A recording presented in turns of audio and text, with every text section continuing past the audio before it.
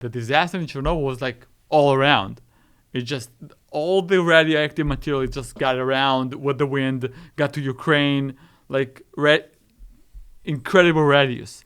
Fukushima, they managed to keep it contained, relatively speaking. I don't think that many people died from that contamination. I think most people but died from the actual like disaster, the earthquake. So what can you do now to avoid a disaster like that? I mean, natural disasters are bound to happen. Earthquakes, tsunamis, especially like in California, right? We're prone to earthquakes.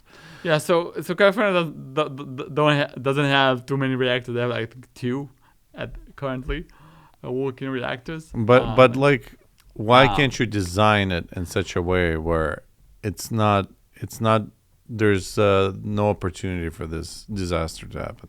So that's when the what we call the 4th generation reactors come into manufacturing, or like they try to get them to get some progress in research in them. What generation was Chernobyl? I think it was 2. And then Fukushima? 3. That's for sure. I'm not sure about. I think Chernobyl was 2, but don't quote me on that. But Fukushima was 3. The 4th one, which are not active yet, there aren't any 4th generation reactors yet. But they're supposed to be substantially safe. Yeah, right? Substantially safe. Mainly because they use molten salt as the moderator rather than water. And why is molten salt so much better? So, first of all, it has a very high boiling point. So water is just 100 degrees. So when you go, when the reactor heats up, it becomes like gas, and gas like build up pressure. And even so, if it goes even higher than that, water can split to hydrogen, and then that's explosion. That's explosion. Molten salt doesn't work like that. It has a very high boiling point, so you can get to a very high temperature, and it will still remain in the liquid form. That's one.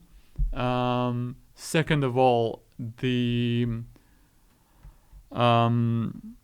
properties of the heat conversion. So it takes heat. The water takes heat from the reactor and convert it or move it to the steam, and like something needs to take the heat from the reactor and use it for the electricity, right? As I mentioned, first of all, it doesn't boil that really like water, and it doesn't produce hydrogen or gas. It has a better way to convert the heat from the reactor, to take the heat from the reactor and like disperse it elsewhere. And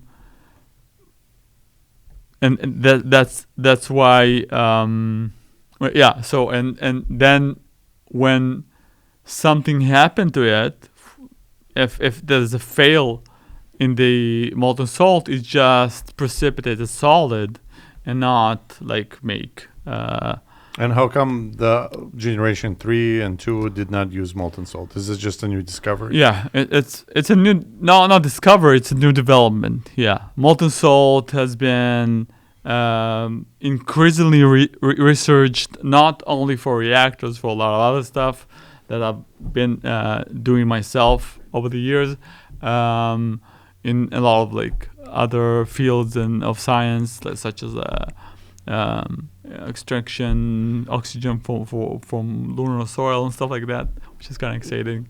But it's been researched in the past maybe 20 years.